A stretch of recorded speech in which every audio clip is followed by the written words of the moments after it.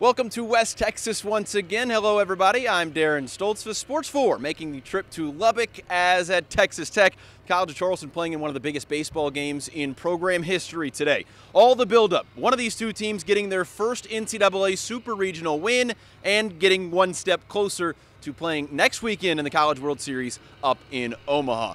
Both programs winless in the NCAA Super Regionals. Texas Tech hosting for the very first time. The College playing in their second Super Regional. It would stay scoreless until the top of the third when Brandon Glazer finally gets things started for the Cougars. Hits a double into the outfield right here. He ends up on second base. Sacrificed over to third when Champ Rowland chops this one to the left side. You can see Glazer hesitate just a bit. He is out at the plate. Not enough. The College stays off the board. Tyler Neslany in the bottom of the third knocks this one into right field. Brandon Glazer takes the wrong line on the turf. The ball goes to the wall. Neslany goes to third base. Brings in the first run of the day. 1-0 Texas Tech on top. Top of the seventh, Gunnar Height will pop up this, trying to bunt for a base hit, but great catch from Hunter Redmond. Coming over towards the wall, gets the catch into the wall, hangs on. Just great defense and pitching today. Bottom seven, Morgan Phillips in center field. He gets in on the action. He runs over towards the gap, dives, picks up the snag, take another look. Phillips, nice range, catches that one just before it hits the turf. Top eight, Cougars in business. Glazer on third for the second time today, but Champ Rowland again chopping it to third base side. Great play from the pitcher. And look again, Glazer just out at home plate. That would be it. The College falls 1-0 at Texas Tech. They'll face elimination for the first time this postseason tomorrow. Well, it was, obviously a tough loss for us today. Clark was outstanding. He did everything that he needed to do to help us win that ball game. Defensively, I thought we played a very good game.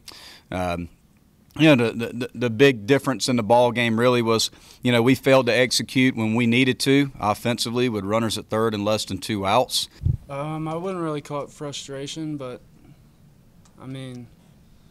we had opportunities, and I think if you give us that chance again, we'll get it done. I think we've bounced back from losses earlier this year, so, it's just like coming back from anything else. And Ober on the mound, he's one of the best freshman pitchers in the country, if not just pitchers in general. But I feel I like our chances with him on the bump tomorrow, and I think we can get it done.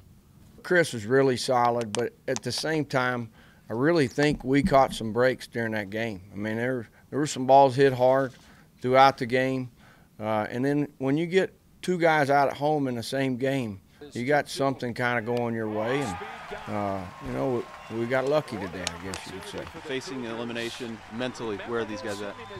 I think they're fine. I'm sure they're disappointed and down a little bit right now, but once they get back to the hotel and get showered up and we go get something to eat and they get time to kind of get over it, I think they'll be fine. I'm going to try my best to keep those guys as loose as possible and smiling and enjoying each other.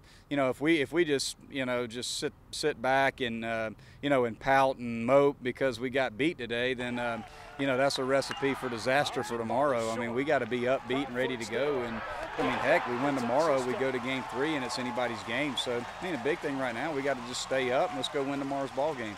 So the College will play in an elimination game for the first time this postseason. Their 6-game win streak is over. Tomorrow, Monty Lee will turn to his freshman right-hander, Bailey Ober, the towering presence on the hill. 10 wins this season, looking for win number 11. If they do, they'll force an if necessary game on Monday. Winner take all. Game 3, winner goes to Omaha. How about some draft news? A handful of Gamecocks and Clemson Tigers taken in the draft this afternoon, but 5 Lowcountry players also off the board.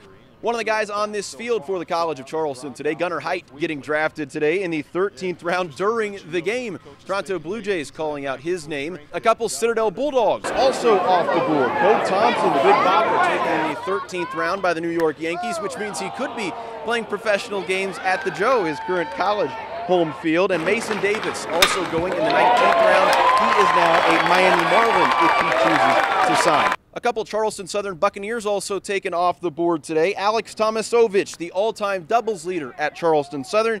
He was taken in the 20th round by the Chicago Cubs. Bobby Eisen, the former Stratford High grad, the all-Big South center fielder, taken in the 21st round by the Cleveland Indians. And all the focus on baseball right now, but how about a little football? Carlos Dunlap and Robert Quinn back in the Low Country today, giving back to their Fort Dorchester roots. They were over at Fort D hosting a camp for all the kids. They do it every year. There again, and Sports 4 in the Low Country as well. I just wanted to come back and give back to the community. I mean, growing up, we didn't have a lot of guys that came and do this because for whatever reason. So I didn't want to be that guy that had an opportunity to open doors for the next guy to make it without trying to make a difference. So a little football on a day mostly all about baseball. Our coverage will continue with the Cougars here in Lubbock, Texas tomorrow afternoon, 3 p.m. Eastern, 2 Central, as they will face elimination against the Texas Tech Red Raiders. From Lubbock, Texas, Darren Stoltzfus, Sports 4.